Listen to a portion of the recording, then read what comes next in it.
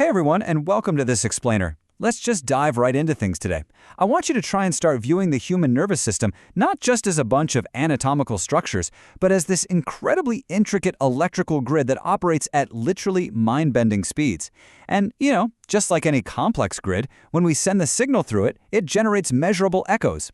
By capturing and actually analyzing these electrical echoes, we can unlock a massive amount of information about our patient's neurological health.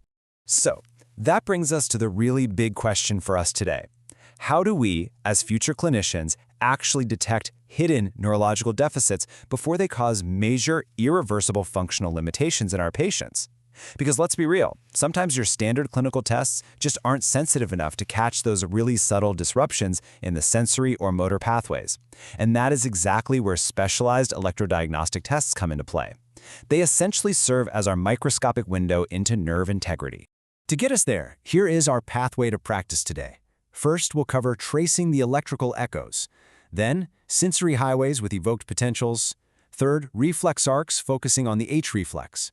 Fourth, antidromic rebounds, which are your F waves. Fifth, cranial testing via the blink reflex. And finally, we'll wrap up with clinical applications in physiotherapy. All right, part one, tracing the electrical echoes. Okay, so to really get a handle on the fundamental mechanics of neuroelectrical stimulation, we first need to define our two main categories. First up, we have evoked potentials. Think of these as the macro cross-country sensory highways. They're measuring the entire nervous system's response to a very specific sensory stimulus, tracing it all the way from the periphery right up to the brain. On the flip side, we have late responses. We use these to basically enhance routine nerve conduction studies. So instead of mapping out a massive long-haul highway, late responses capture the micro, highly localized reflex loops, like the ones you find in the spine or the cranium. Moving right along to part two, sensory highways, evoked potentials. When we start exploring these massive sensory highways that run all the way up to the central nervous system, we inevitably run into the big three modalities for evoked potentials. We've got the visual evoked potential, the brainstem auditory evoked potential, and the somatosensory evoked potential. Now, the main thread tying these three together is that they all measure time-locked nervous system activity right after a very specific stimulus. They basically let us assess the integrity of the peripheral nerves, the central nervous system, and the entire afferent sensory pathway that links them all together. For example, when running a visual evoked potential test, we typically use a reversing checkerboard stimulus that pulses at about 1 Hz. What we're doing there is testing the function of the visual pathway starting from the retina all the way back to the visual cortex. If we end up recording delayed latencies during this, well, that can be a massive clue. It can reveal central demyelination disorders, like multiple sclerosis for instance, or even compressive tumors sitting somewhere along that optic pathway. Now let's talk about another one of the big three, the somatosensory evoked potential, or SSEP. With this one, we're tracking electrical impulses from the lower extremities. We're specifically stimulating nerves like the posterior tibial or the common peroneal nerve. We literally watch that signal travel up the spinal cord and all the way up to the scalp. Spotting impaired conduction or demyelination here is absolutely vital. Actually, SSEPs are used a ton for intraoperative monitoring just to ensure the exact anatomic site of a lesion is localized and that spinal cord integrity is fully maintained during really complex surgeries. Part 3. Reflex arcs, the H reflex. Let's shift our focus down from those long sensory highways to the highly localized spinal loops, because this is incredibly relevant territory for your everyday physiotherapy practice. To really understand the H reflex, you've got to know how we elicit it. We usually stimulate the tibial nerve, but here's the real trick. We use a low stimulus intensity, but with a long duration. Why do we do that? Well, because it specifically favors the large, fast sensory nerves over the motor nerves. Operating at just lightning speed, the impulse shoots up the fast IA sensory fiber, passes right through the dorsal root ganglion into the spinal cord, synapses, and then travels right back down the alpha motor neuron. And finally, we record this late electrical response directly over the soleus or the gastrocnemius muscle.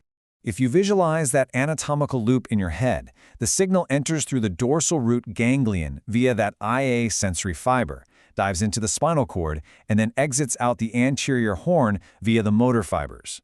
What makes the H reflex so special is that it gives us a nerve conduction measurement along the entire length of the nerve. It's a true reflex arc. There's actually a really fascinating relationship between the stimulus intensity we use and the waves we end up producing. At very low stimulus intensities, the H reflex completely dominates.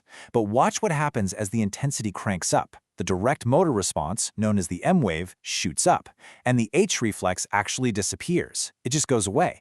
This is due to a phenomenon called habituation, where the reflex essentially cancels itself out at high stimulation levels. Which, by the way, proves exactly why that low-intensity protocol we just talked about is so absolutely crucial. All right, part 4, antidromic rebounds, F waves. So students very often confuse F waves with H reflexes, because yeah, they are both late responses recorded over a muscle, but we are going to clear that up right now. Unlike the H reflex, which is a true synaptic reflex arc involving both sensory and motor nerves, the F wave is purely a motor nerve phenomenon. When we send a strong stimulus down a motor nerve, an impulse travels backwards, or antidromically, up to the anterior horn cells in the spinal cord. A small fraction of those motor units basically rebound or backfire, sending a signal back down the muscle to create a compound muscle action potential. That is your F wave. So remember, it's an electrical echo, not a sensory motor reflex. When we're evaluating these rebounds, we absolutely have to distinguish between F waves and A waves. The F wave is, well, it's a bit chaotic. It varies in its latency, its amplitude, and its configuration with every single stimulation. But honestly, despite that variance, measuring the prolongation of the F wave's minimal latency is a ridiculously sensitive predictor for catching generalized polyneuropathies, like Guillain-Barré syndrome. On the flip side of that, the A wave is incredibly rigid. It shows zero change in latency or morphology with repeated stimulation. When you see an A wave, it's typically a sign of localized ectopic axonal damage. Let's move to part 5, cranial testing, blink reflex. Heading all the way up to the brainstem, we find what is essentially the electrical version of the clinical corneal reflex. The blink reflex is a polysynaptic reflex that tests some seriously vital cranial connections. We elicit it by electrically stimulating the supraorbital branch of the trigeminal nerve. This sends a signal that fires up the facial nucleus, which causes the orbicularis oculi muscle to contract, literally forcing the patient to blink. But on the electrical side, it produces two distinct waves, a short latency R1 response on the same side, and a long latency R2 response on both sides.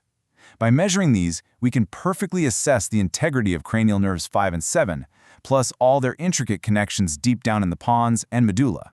Which brings us to our final section, part 6, clinical applications in physiotherapy.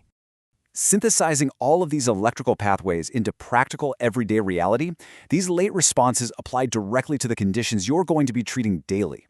In the peripheral nervous system, H reflexes and F waves help us pinpoint polyneuropathies, focal lesions, and radiculopathies.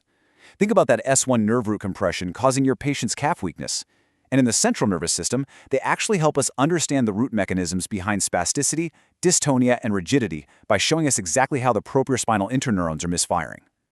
So, if there is just one absolutely vital takeaway you remember from today, let it be these specific clinical indicators. Because this is exactly why you need to care when a patient hands you a neurology report. If they've got delayed SSCPs or VEPs, you're looking at central sensory pathway issues, a huge indicator of demyelinating diseases like MS. An absent H reflex, that often points straight to an S1 radiculopathy.